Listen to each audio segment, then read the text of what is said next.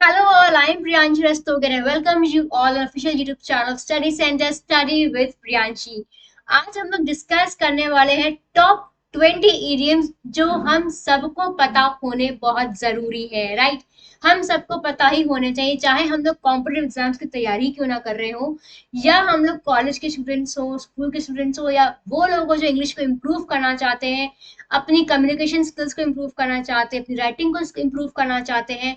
उन सब के लिए ये लेक्चर बहुत इंपॉर्टेंट है। ये 20 इडियम्स हैं जो कैब में भी काम आएंगे, राइटिंग में, रीडिंग में, कम्युनिकेटिंग में, सब में काम आने वाले हैं आप लोग के, ठीक है। तो let's get started with today session और देखते हैं कि हमारे पास पहला इडियम आज क्या है आप लोगों के लिए। Bite off more than you can chew. मतलब अगर आप इमेज देखेंगे तो आप देख सकते हैं एक छोटा सा बच्चा एक फुल स्लाइस ऑफ वाटरमेलन को काटने की कोशिश कर रहा है, जो पता है हम सबको उसके बस की बात नहीं है। ये उसको भी पता है, लेकिन फिर भी वो क्या कर रहा है, वो बाइट करने की कोशिश कर रहा है जितना ज्यादा वो पूरा वाटरमेलन कर सकता हो, राइट। इसका मतलब यही है कि आप कोई ऐसा काम करने की कोशिश कर रहे हैं जो आपको पता है कि आपके लिए बहुत मुश्किल है, या ऐसा काम जो आपकी क्षमता से बाहर है, आपको पता है कि वो आप काम नहीं कर पाएंगे, फिर भी आप वो क्या कर रहे हैं, काम करने की कोशिश कर रहे हैं। मतलब bite off more than you can chew. For example, एक पर्सन था, उसको बॉस ने बहुत सारी रिस्पॉन्सिबिलिटीज दे दी एंड वो मना नहीं कर पाए, क्यों? क्योंकि उसको मना करने की आदत नहीं थी। फिर क्या हुआ? ये हुआ कि उसने काम अपनी क्षमता से ज्यादा ले लिया। ही मतलब everybody thinks that he has bitten more than he can chew. ठीक है, तो ये एग्जाम्पल भी आपके सामने लिखा हुआ है। He has taken more responsibilities as he couldn't say no to his boss. I think he has bitten more than he can chew and he'll struggle to handle them all. Right? एक हिंदी में भी अगर देखो तो idioms को हिंदी में मुहावरे ही कहते हैं, जो हम सब लोग रोज बोलते हैं। कहते हैं ना, कभी कभी चादर जितने चादर उतने ही पैर फैलाने चाहिए। मतलब जितना आप काम कर सकते हो उतना ही काम करना चाहिए, वही मतलब इसका इंग्लिश में है बाइट ऑफ मोर। मतलब you should not bite more than you can chew, right?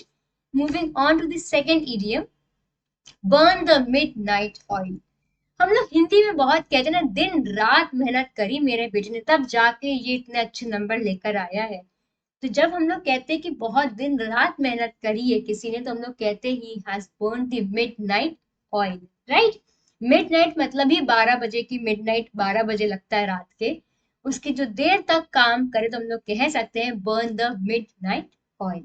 ठीक है, to work late in the night. Example की अगर मैं बात करूं, I had to burn the midnight oil for nearly 3 months to write my first book। मैंने 3 महीने दिन रात मेहनत करी है ताकि मैं अपनी फर्स्ट बुक लिख पाऊं, राइट।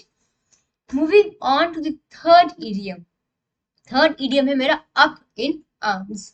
आई थिंक ये ऐसा इडियम है जो बहुत से लोग कंफ्यूज हो जाते हैं, इनको लगता है अप इन आर्म्स की बात हो रही तो बहुत ही प्यार की बात हो रही है, हक करने की बात हो रही है, आर्म्स में लेने की बात हो रही है। बट ऐसा नहीं है स्टूडेंट्स, ऐसा बिल्कुल भी नहीं है। आप भी इसमें मिस्टेकन मत करिएगा, मिस्टेक मत करिएगा, क्योंकि इसका मतलब होता है प्रोटेस्टिंग एंग्रीली अबाउट समथिंग। जब आप कोई चीज को एंग्रीली प्रोटेस्ट करते हो तब आप कहते हो अप इन आर्म्स, राइट। अगर मैं एग्जाम्पल की बात करूं, लिखा हुआ है media has traditionally been up in arms with the government of the day and you can see the image also, यहाँ पे लोग प्रोटेस्ट कर रहे हैं, एंग्रीली प्रोटेस्ट कर रहे हैं, ठीक है।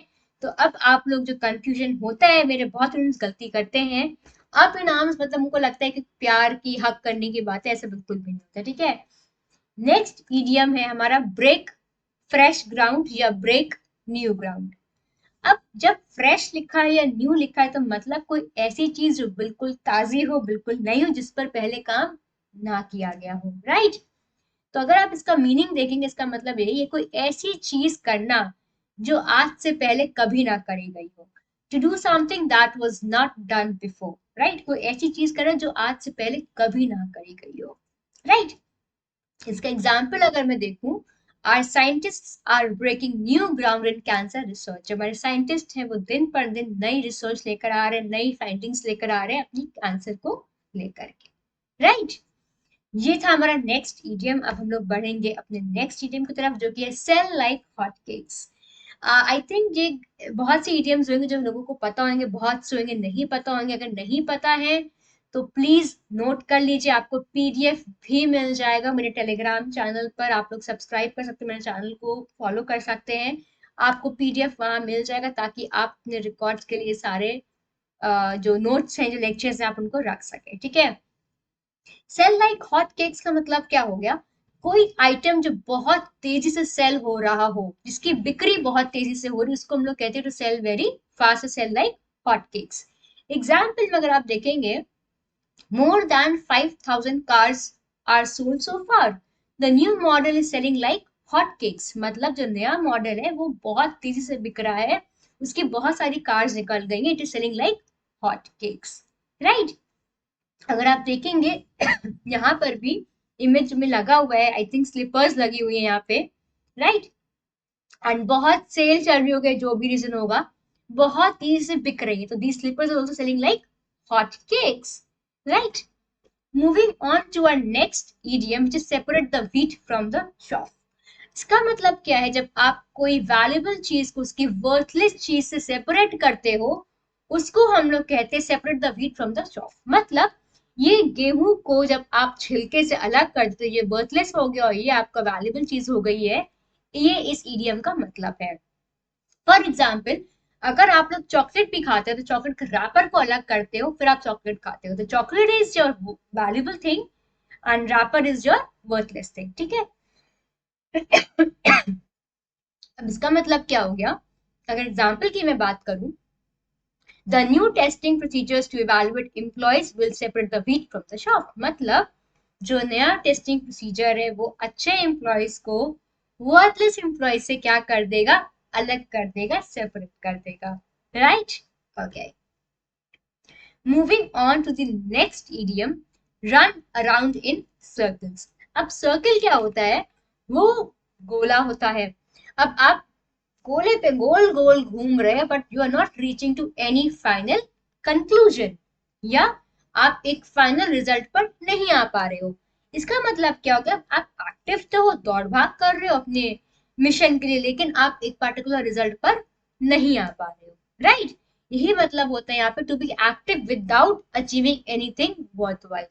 आप एक्टिव हो लेकिन कुछ अचीव नहीं कर पा रहे हो जो वर्थवाइल रिजल्ट हो, राइट। एग्जाम्पल की अगर मैं बात करूं, ही रैन अराउंड इन सर्कल्स, वो उसने बहुत मेहनत करी, बहुत एक्टिव था, trying to bring us on board. On board मतलब क्या होता है? एक फाइनल कंक्लूजन पे या एक डिसीजन पे या कोई बात पे राजी कराने के लिए हो सकता है, फॉर द न्यू कॉज। अब अगर जो न्यू कॉज की सहमति भी हो सकती है वो, राइट, बट वो क्या था? वो एक्टिव तो था पर वो हम लोगों को क्या कर पाया? नहीं कर पाया। He run around in circles trying to bring us on board for the new cause, right. पर वो एक्टिव था पर क्या था? वर्थवाइल रिजल्ट नहीं कर पाया, या जो उसका मोटिव था वो अचीव नहीं कर पाया हम लोगों की सहमति का एक पर्टिकुलर कॉज के लिए, राइट। तो he was running around in circles but he couldn't succeed, right. Okay, close the door on someone. मतलब जब आप कहते हैं शट द डोर, आप किसी के मुंह पे दरवाजा बंद कर देते हो, मतलब आप उसको डील नहीं करना चाहते हो, आप उसे इग्नोर कर रहे हो, तो इसको कहते हैं close the door on someone, जब आप किसी से डील ना करना चाहो। तो यही लिखा हुआ है इसका meaning, not to no longer deal with it, या विद एनी पर्सन भी हो सकता है ये, ठीक है। नेक्स्ट क्या है? एग्जाम्पल की अगर मैं बात करूं, एग्जाम्पल क्या लिखा हुआ है? The country decided to close the door on talks till other outstanding issues were resolved. जो कंट्री थी उसने, जो दूसरी कंट्री थी उससे मतलब डोर शट कर दिया या उससे इग्नोर करना कर दिया, डील नहीं कर रही थी जब तक बाकी उनके इश्यूज ना रिजॉल्व हो जाते, तब तक वो डील नहीं कर रही थी, राइट। तो country decided to close the door मतलब no longer deal with the other country जब तक बाकी आउटस्टैंडिंग इश्यूज ना रिजॉल्व हो जाए, ठीक है।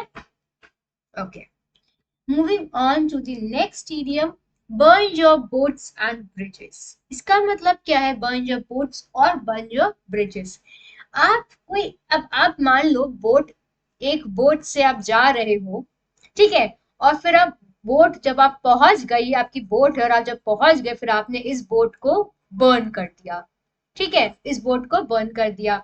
अब आपको अगर वापस जाना हो तो आप क्या करोगे? क्या जा पाओगे? आप नहीं जा पाओगे ना, क्योंकि आपने इस बोट को तो क्या कर दिया? बर्न कर दिया। मतलब आपने कोई चीज, इसका मतलब क्या हो गया, आपने कोई चीज इतनी स्पॉइल कर दी है कि आप वापस उस पे जा ही नहीं सकते हो।